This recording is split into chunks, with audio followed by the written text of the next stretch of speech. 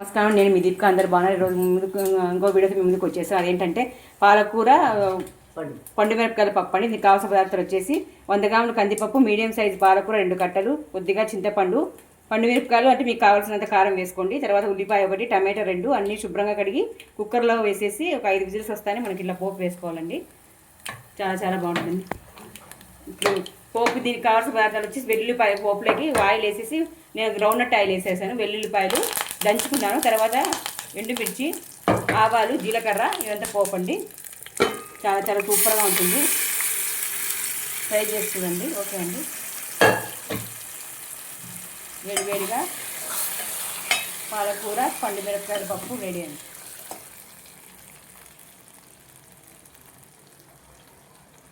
చాలా బాగుంటుందండి. ఇలాగ మామూలు పచ్చిమిర్చితో ఇలా ట్రై చేయండి.